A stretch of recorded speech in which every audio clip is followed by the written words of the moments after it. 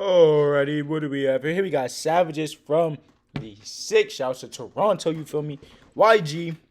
Nothing much more to be said. So Battle shot up like it's magic. Big gun, bigger than dinosaurs. That's in Jurassic. I drop it up like it's Titanic. Since I was young, always been a savage.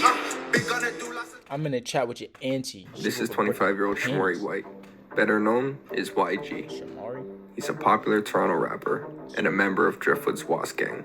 Driftwood. He's from Driftwood. Under Blue Feather Records, he has songs alongside fellow artist Pressa, like Gamble and Neat Machine, and also a bunch of his own songs that have done numbers, such as Was, Backyardigans, Coolin, Her, Jason Bourne, and just recently dropped a project named Coronavirus.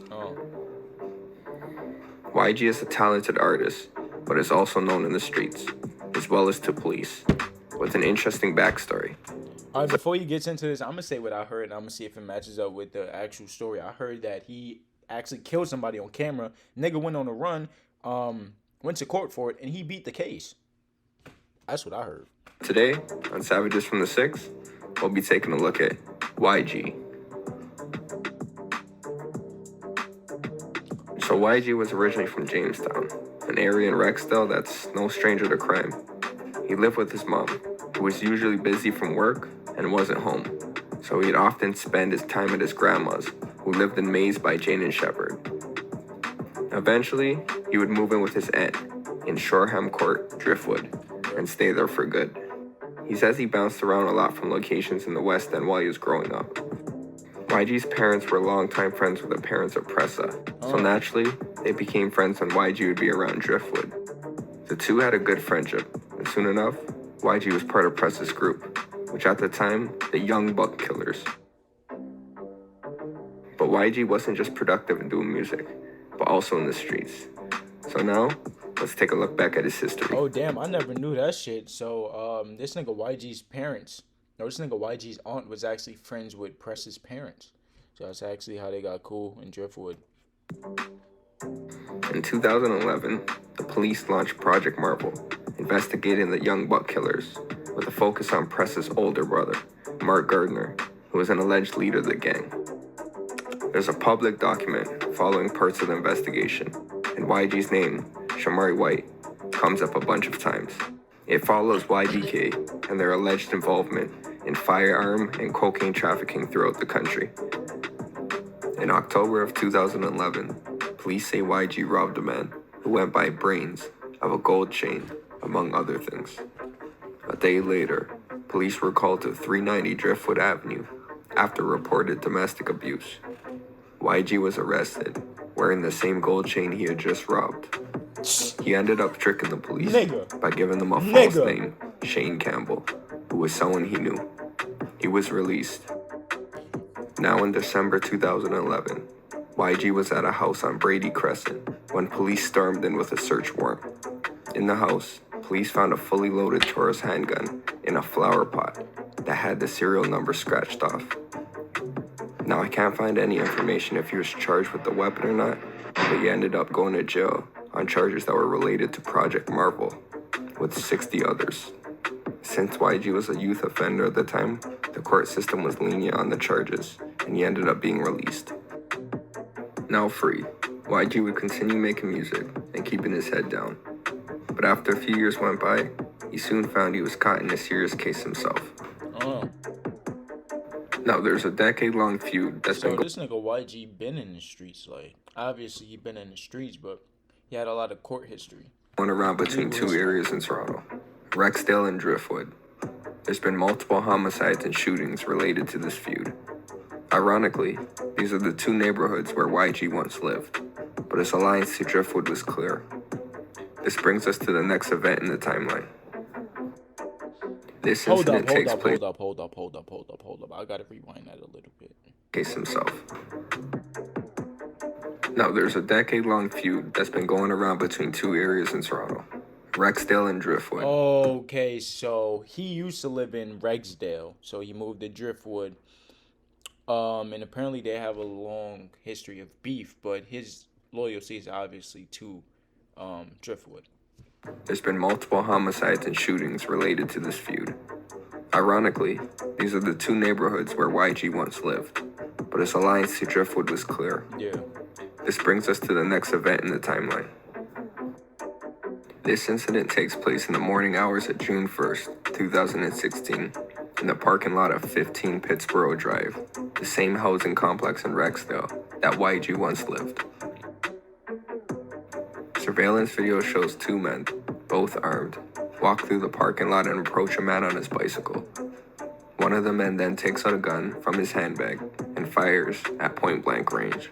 The man is hit multiple times, and the suspects quickly flee the scene.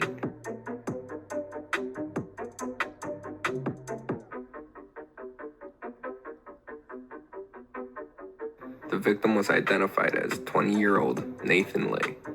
He was quickly rushed to the hospital, and despite several bullets piercing his lungs, He don't look like a. From this picture, it don't look like he was a gangbanger or nothing. He looked like a preppy school kid. he survived the incident, although he was tragically left paralyzed and in a wheelchair.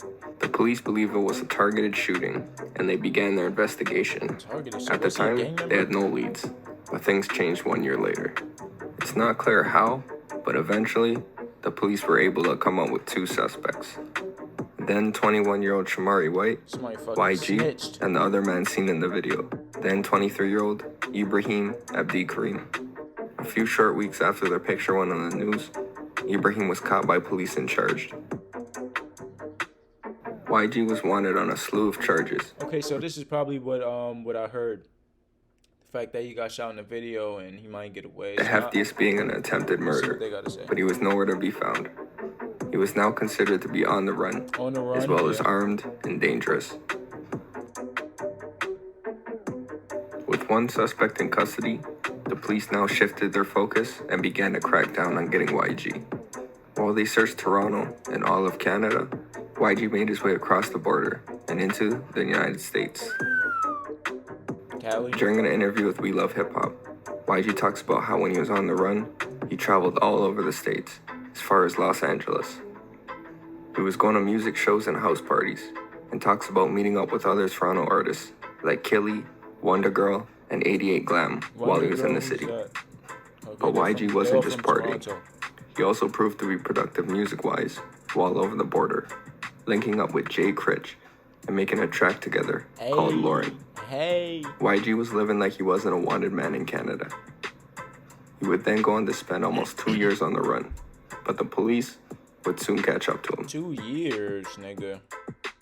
2 years. On April 26th of That nigga was living life. He 2018, wasn't on the YG run. That nigga was living his life. He was living his best life, bro, in LA making music and fucking dance studios and clubs and parties with Jake Critch and nah, that nigga was living life. arrested in Columbus, Ohio. The local police were apparently investigating a firearm when they picked him up. Once they realized he had a warrant in Canada, he was extradited back to Toronto. Welcome home.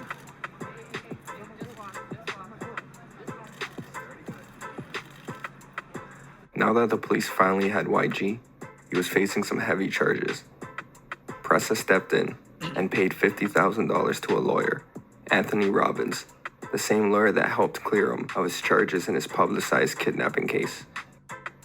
Now this lawyer is basically the Better Call Saul of Toronto, because even though YG was allegedly caught on tape, plus went on the run for almost 2 years, he still managed to have his charges dropped in relation to the shooting. Okay, so it was. It took people by surprise because YG wasn't expected to be the case, Yeah, that's crazy. and his accomplice in the crime, That nigga sold. Ibrahim, well, I couldn't find any information about his charges and if they were dropped or not, That nigga sold. but he was out of jail around the magician. time of July That 18, nigga's a genius. 2018, because he was arrested in downtown Toronto at Front and Spadina, along with 5 other people when police executed a search warrant.